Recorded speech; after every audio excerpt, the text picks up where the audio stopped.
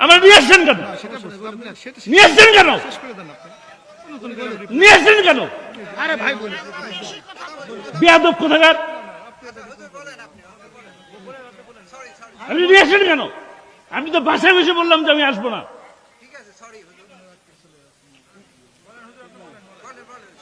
বক্তারে দাওয়াত দিয়ে কি বেঁচে দিছেন নিজেকে? বেঁচে দিছি নাকি? তাহলে রাত 12টা বাজাবে কেন? আমার ঘুমের প্রয়োজন নাই, আমার ড্রাইভারের ঘুমের প্রয়োজন নাই, আমার সাথে যে লোক থাকে তার ঘুমের প্রয়োজন নাই। এটা কোন ধরনের কথা? আপনি আমার আগে বলে দিতেন আমাদের 12টার সময় উঠাবেন, আমি আপনার প্রোগ্রাম নিতাম কি নিতাম না দেখতেন। ভাই, উপস্থিত জনতা, আমার প্রিয় কুষ্টিয়ার ভাইরা, আপনাদের কাছে আমি করজোরে ক্ষমা চাচ্ছি, করজোরে ক্ষমা চাচ্ছি। আমার যদি বেয়াদবি হয়ে থাকে আমাকে আল্লাহর হস্তে মাফ করবেন, কোনো শর্ত টর্ত নাই। এই শর্তের কারণে মাফ করবেন তারা, আল্লাহর হস্তে মাফ করবেন। এই মাহফিল কমিটির কাছ থেকে 1 পয়সা নেই নাই, ঠিক আছে? 1 পয়সা নেই নাই। এই মাহফিল কমিটির সাথে আমার 1 পয়সার কোনো কন্টাক্টও হয় নাই। রেকর্ড যারা আছে রেকর্ড করে রাখবেন, কোনো কন্টাক্ট হয় না, কন্টাক্ট করিও না। আমার বাবা কন্টাক্ট করে নাই, আমিও কোনো কন্টাক্ট করে কাজ করি না। আপনারা আল্লামা সাঈদীকে ভালোবাসেন, আপনাদের ভালোবাসার মূল্য জানি। আপনারা অসম্ভব শ্রদ্ধা করেন, ভালোবাসেন। আপনাদের প্রতি আমার অনেক অনেক কৃতজ্ঞতা। জীবনের সমস্ত কিছু বিলায় দেওয়ার জন্য প্রস্তুত আছি, কারণ আপনারা আল্লামা সাঈদীকে ভালোবাসছেন, আমার বাবাকে ভালোবাসছেন। এই কারণে আমার গোটা বাংলাদেশের ধর্মপ্রাণ প্রত্যেকটা মানুষকে ভালোবাসি। আসসালামু আলাইকুম ওয়া রাহমাতুল্লাহ। না, আপনি বসেন, আপনি বসেন। কোনো কালেকশন হবে না, বসেন। কোনো চাদর দেবেন, ভাইকে নিয়ে আসেন। এখন সরাসরি কথা বলতেছেন আজকের প্রধান আকর্ষণ আমাদের প্রিয় ভাই আলা শামীম সাঈদী। আমি ভাইকে কথা বলার জন্য আহ্বান করছি। ভাই আসেন, সরাসরি ভাইকে নিয়ে আসেন। একটু যান না, ভাইকে নিয়ে আসেন। শেষ কালেকশন করবো না আমরা। ভাই আসেন, আপনাকে মানুষেরা ভালোবাসে, শুধু একটু সালাম দিয়ে আমাদের মধ্য থেকে চলে যাবেন। আসেন প্রিয় ভাই, জি ভাইকে নিয়ে আসেন। আপনারা বসেন, যে যেখানে আছেন বসেন। ভাই আসবেন, কিছু কথা বলবেন, আমরা দোয়া করে চলে যাবো ইনশাল্লাহ। যে যেখানে আছেন বসেন। জি ভাই আমাদের মধ্যে চলে আসবেন ইনশাল্লাহ। যারা আছেন, এই যে দাঁড়িয়ে আছেন, অনুরোধ করে বলতেছি, যারা যেখানে আছেন বসেন। আজকে কোনো কালেকশন হবে না, আগামীকালকে কবির বিন সামাদ ভাই করবেন চাদর বলার জন্য। যতটুকু মন ছেড়ে দিচ্ছি। আসসালামু আলাইকুম ওয়া রাহমাতুল্লাহ।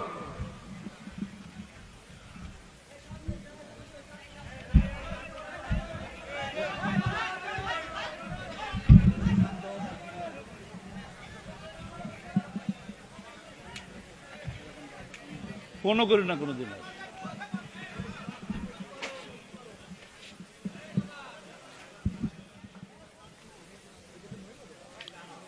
আসসালামু আলাইকুম ওয়া রাহমাতুল্লাহি ওয়া বারাকাতুহু। ওয়ালাইকুম আসসালাম ওয়া রাহমাতুল্লাহ। ভালো আছেন?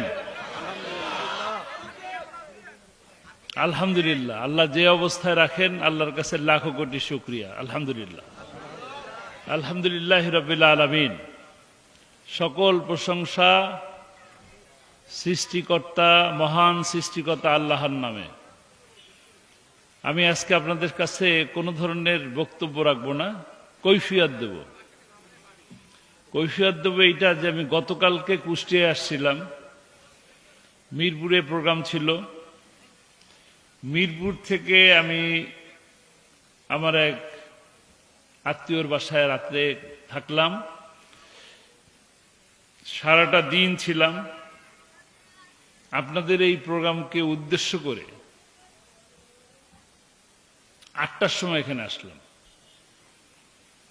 8টা থেকে এই 11:30, এখন কটা বাজে? সবাই ঘড়ি দেখেন, 11:45 বাজে। 11:45 পর্যন্ত আপনাদেরকে অহেতুক এই কমিটির লোকজন আটকায় রাখলো। কি কেন? আপনারা সাইদ হিসাবে ছেলেরে দেখবেন। সাইদ হিসাবে ছেলেরে বেচা বিক্রি শুরু হয়েছে ভাই, এবারে বুঝছেন? আপনাদের কাছে যে একটা খুব ভালো কথা কিছু বলবো, সেই বলার মতন মন মেজাজ কোনো কিছুই নেই। এই শীতের মধ্যে এত কষ্ট করে এখানে বসায় রাখছেন, আমি অত্যন্ত দুঃখিত, লজ্জিত, মর্মাহত। আমি এই কথা বারবার কমিটিকে বলতেছিলাম, ভাই মানুষগুলারে কি কারণে বসা রাখছেন? বারবার বলতেছি, ভাই কি কারণে বসা রাখছেন? এতে আপনার ফায়দাটা কি? মা বোনরা এসে বসে আছে, মা বোনরা কষ্ট করতেছেন, অসুবিধা নাই। মা বোনদের সাথে কচি কচি ছোট ছোট শিশু বাচ্চা আছে, নিষ্পাপ বাচ্চা আছে। এই মানুষগুলারে কি কারণে এই পর্যন্ত বসায় রাখলেন? কি লাভ হলো?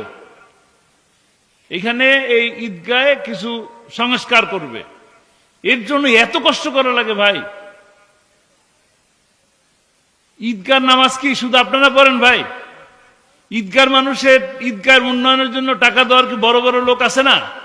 হুজুর, ব্যবসায়ীরা আছেন না? এক মিনিট, আমি আপনাকে সে ব্যাখ্যা কিন্তু দিচ্ছি যে আমাদের এখানে সাধারণত 12টার মধ্যে প্রোগ্রাম আমরা করি, তো আপনি আবার নতুন করে রিপ্লাই করছেন কেন?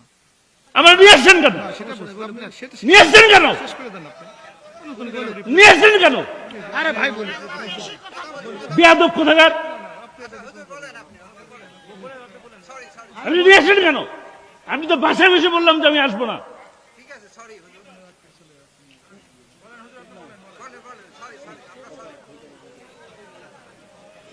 বক্তারে দাওয়াত দিয়ে কি বেঁচে দিছি নিজেকে? বেঁচে দিছি নাকি? তাহলে রাত 12টা বাজাবে কেন? আমার ঘুমের প্রয়োজন নাই? আমার ড্রাইভারের ঘুমের প্রয়োজন নাই? আমার সাথে যে লোক থাকে তার ঘুমের প্রয়োজন নাই? এটা কোন ধরনের কথা? আপনি আমার আগে বলে দিতেন আমাদের 12টার সময় উঠাবেন, আমি আপনার প্রোগ্রাম নিতাম কি নিতাম না দেখতেন। ভাই, উপস্থিত জনতা, আমার প্রিয় কুষ্টিয়ার ভাইরা, আপনাদের কাছে আমি করজোরে ক্ষমা চাচ্ছি, করজোরে ক্ষমা চাচ্ছি। আমার যদি বেয়াদবি হয়ে থাকে আমাকে আল্লাহর হস্তে মাফ করবেন, কোনো শর্ত টর্ত নাই। এই শর্তের কারণে মাফ করবেন তা না, আল্লাহর হস্তে মাফ করবেন। এই মাহফিল কমিটির কাছ থেকে 1 পয়সা নেই, ঠিক আছে? 1 পয়সা নেই। এই মাহফিল কমিটির সাথে আমার 1 পয়সার কোনো কন্টাক্টও হয় নাই। রেকর্ড যারা আছে রেকর্ড করে রাখবেন, কোনো কন্টাক্ট হয় নাই, কন্টাক্ট করিও না। আমার বাবু কন্টাক্ট করে নাই, আমিও কোনো কন্টাক্ট করে কাজ করি না। আপনারা আল্লামা সাঈদীকে ভালোবাসেন, আপনাদের ভালোবাসার মূল্য জানি। আপনারা অসম্ভব শ্রদ্ধা করেন, ভালোবাসেন, আপনাদের প্রতি আমার অনেক অনেক কৃতজ্ঞতা।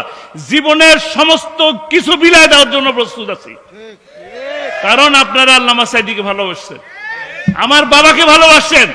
এই কারণে আমার গোটা বাংলাদেশের ধর্মপ্রাণ প্রত্যেকটা মানুষকে ভালোবাসি। আপনাদের চোখের পানি আমি দেখছি। আপনারা আমার পিতাকে মিথ্যা মামলা দিয়ে গ্রেপ্তার করার কারণে আপনারা রক্ত দিছেন, জীবন দিছেন, দোয়া করছেন, এটা আমি জানি। আপনাদের প্রতি আমার সেই শ্রদ্ধা আছে, ভালোবাসা আছে। আমি তো ভাই ওয়াজ করি না, ওয়াজ আমার কাজ না। আপনারা সাঈদী সাহেবের ছেলেরে দেখতে চান, এই কারণে আসছে, অন্য কোনো কারণ নাই। আমি গত 2 মাস ধরে আমার পরিবারের সময় দিতে পারতেছি না, আমার মা অসুস্থ, যাইতে পারতেছে না, আমার স্ত্রী অসুস্থ, আমি ডাক্তার দেখাইতে যেতে পারতেছি না।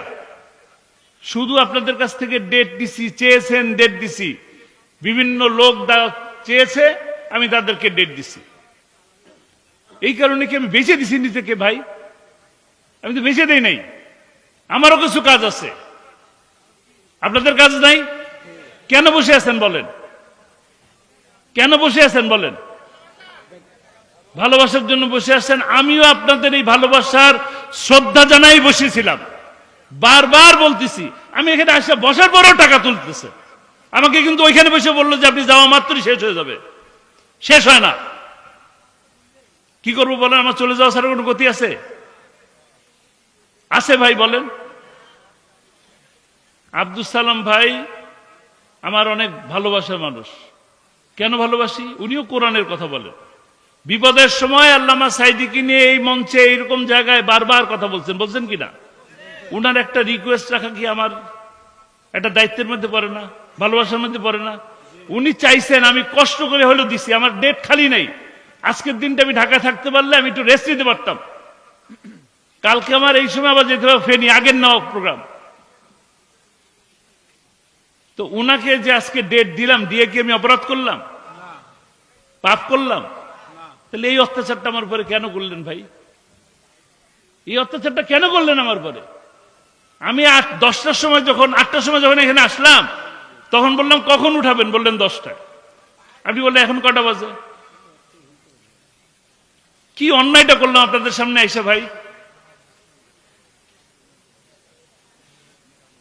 ভাই আমি আমার কিছু বলার নাই। আমি বারবার আপনাদের এই মাহফিল কমিটির আব্দুর রহমান সাহেব আছেন, ওনাকে আমি বললাম ভাই আমার কিন্তু কথা বলার মতন কোনো মুডও নাই, আমি যা যদি বলি তো খারাপ কথা এসে যাবে, রাগের কথা চলে আসবে।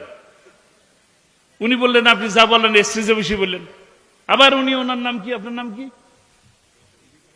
আপনার নাম কি, রেজাউল করিম সাহেব ওই বাসায় বসে বললেন, এখানেও এসে বললেন। ওনার প্রেস্টিজে লাগছে, আমার মনে প্রেস্টিজ নাই। আমার প্রেস্টিজ আছে তো ওনার প্রেস্টিজ আছে, আমার নাই। উনি আবার আমার মাইকে এসে বলতেছে আপনি এগুলো বলতেছেন কেন?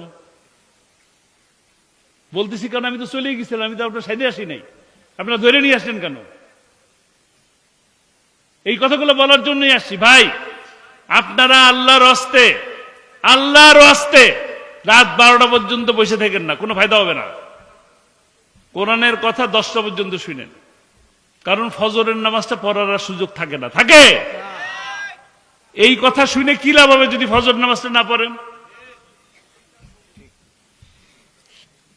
দয়া করে মেহেরবানি করে আপনারা আমাকে মাফ করে দিয়েন, আমি ভুল করে ফেলছি এসে।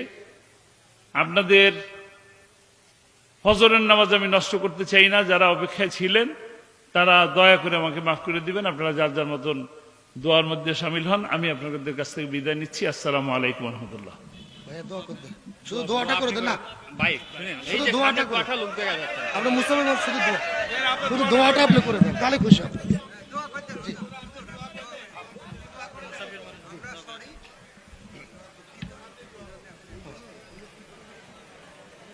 আমি 11টার থেকে বলছি আমরা সূরা ফাতিহা পড়ি। আলহামদুলিল্লাহি রাব্বিল আলামিন।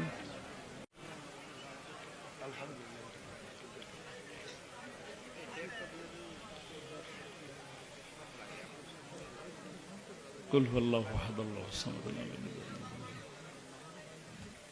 কুল হুয়াল্লাহু আহাদ আল্লাহুস সামাদ।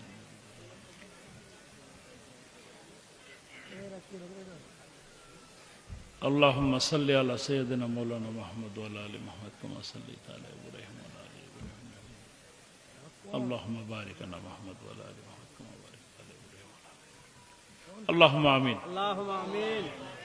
ربنا ظلمنا انفسنا وان لم تغفر لنا وترحمنا لنكونن من الخاسرين.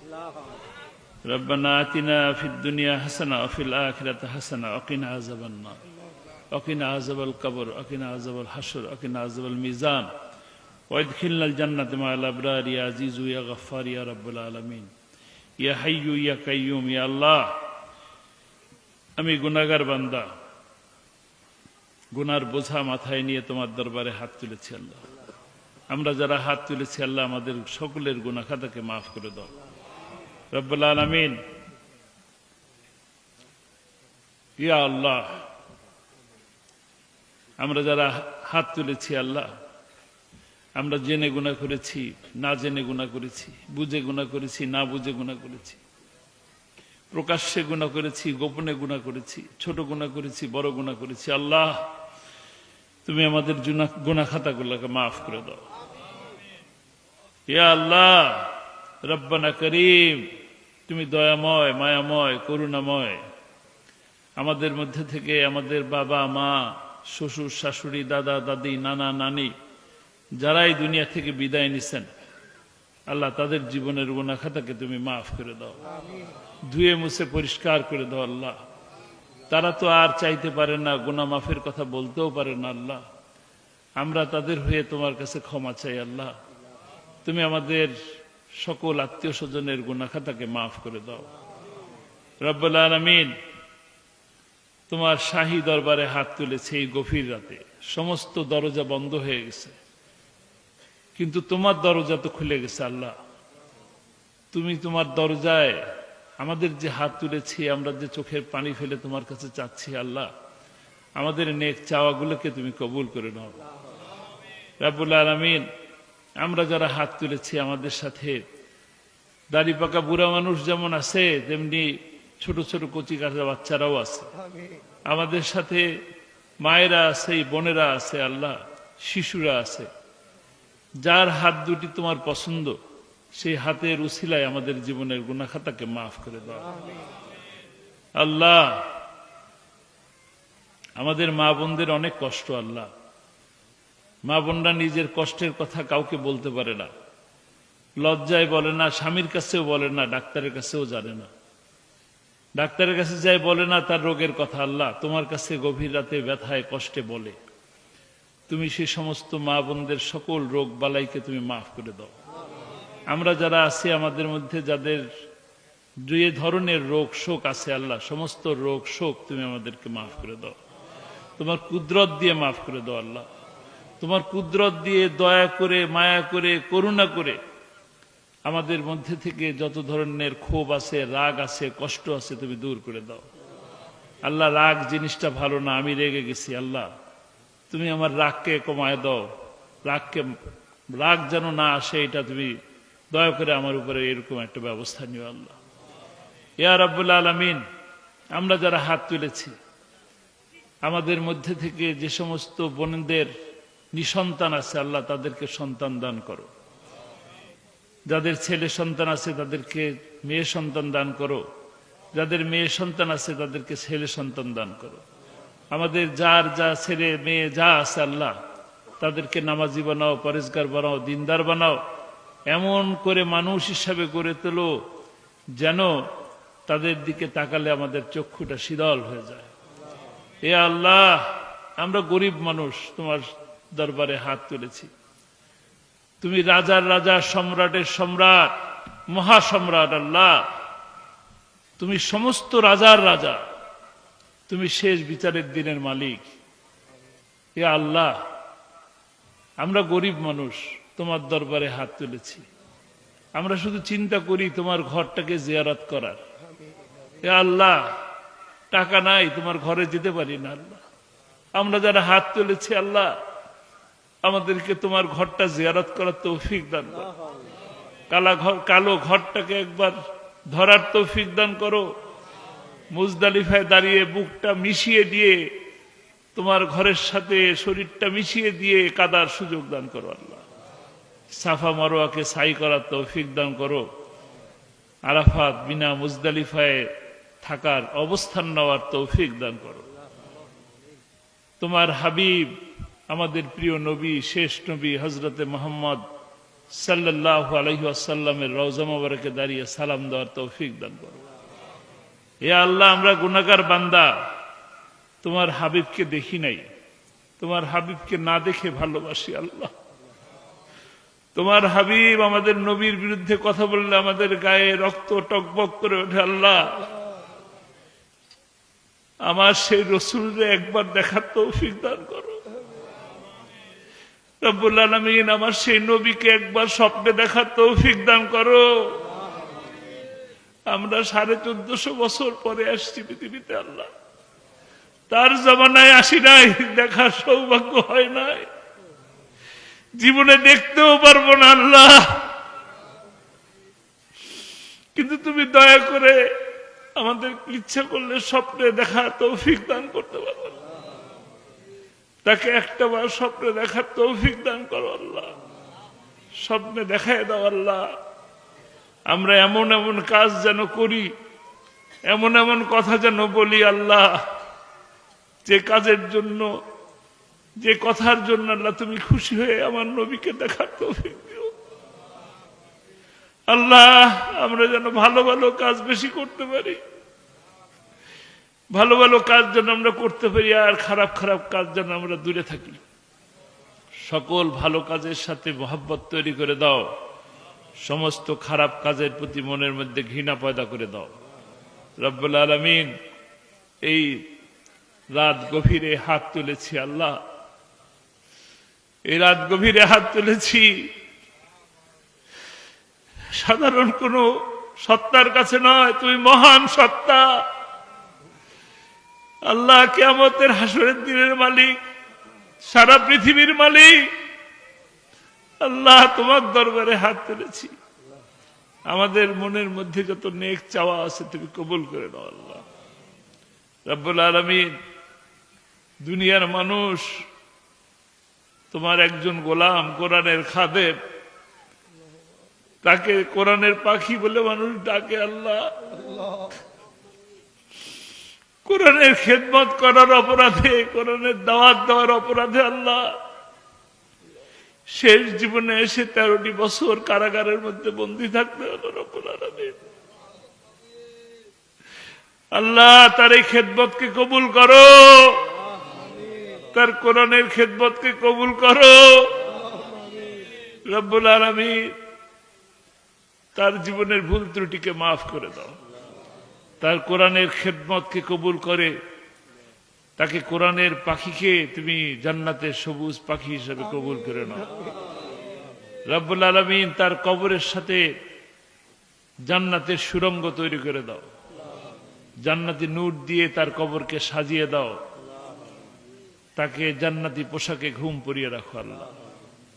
কোরআনের আর এক পাখি আল্লাহ আমার বড় ভাই, তিনিও কোরআনের খেদমত করতেন, মঞ্চে মঞ্চে কোরআনের দাওয়াত দিতেন আল্লাহ, তাকেও তুমি মাফ করে দাও। পিতার বিরুদ্ধে, বাবার বিরুদ্ধে মিথ্যা সাক্ষীগুলো সহ্য করতে না পেরে যুবক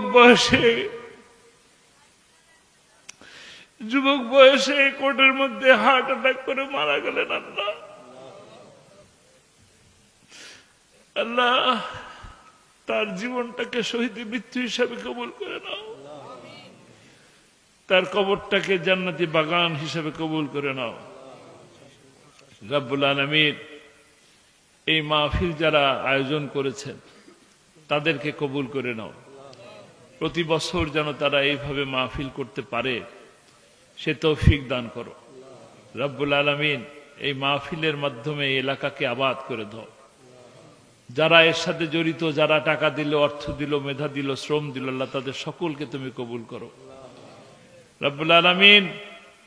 তারা যে নেক নিয়ত নিয়েছে এই ঈদগার, এই মাঠটাকে সংস্কার করবে, সুন্দর করবে, আল্লাহ তুমি তোমার কুদরত দিয়ে এই মাঠকে এমন সুন্দর করো যেন মানুষের চোখ শীতল হয়, নামাজ পড়তে মন বেশি করে চায়, তেমন ভাবে সুন্দর করে দাও আল্লাহ। এই ঈদগাহ করার জন্য যত ধরনের অভাব আছে, অনটন আছে, আল্লাহ তুমি তোমার কুদরত দিয়ে তা পূরণ করে দাও আল্লাহ। এই মাহফিল কমিটির সাথে যারা আছেন তাদের সাথে আমি যদি কোনো ভুল করে থাকি, বেয়াদবি করে থাকি, আল্লাহ তুমি আমাকে মাফ করে দিও ইয়া রাব্বুল আলামিন। ভুল মানুষই করে, আমি ভুল করেছি, আমার ভুলকে তুমি মাফ করে দাও। আমার এই ভাইদের কাছেও ক্ষমা চাই আল্লাহ, তুমি এই ভাইরাও আমাকে মাফ করে দিয়ে। জীবনের কার কখন মৃত্যু আসে জানি না, আমরা যে কোনো সময় আল্লাহর ডাকে সাড়া দিতে হবে আল্লাহ। আমাদের যে কোনো সময় আল্লাহ আমাদেরকে ডাকবেন, আমাদেরকে সেই ডাকে সাড়া দিতে হবে। আমরা তখন, যখন আমাদের ডাক আসবে আল্লাহ, তখন আমাদের মাথার উপরে কোনো ঋণের বোঝা রেখো না। ঋণ মুক্ত অবস্থায় তোমার এই পৃথিবী থেকে তুলে নিও। যখনই তুলে নিবা আল্লাহ, তোমার কাছে শেষ দাবি জানাই আল্লাহ, যখন ডাকবে তখন মুখে কালেমা দিয়ে দিও, লা ইলাহা ইল্লাল্লাহু মুহাম্মাদুর রাসূলুল্লাহ।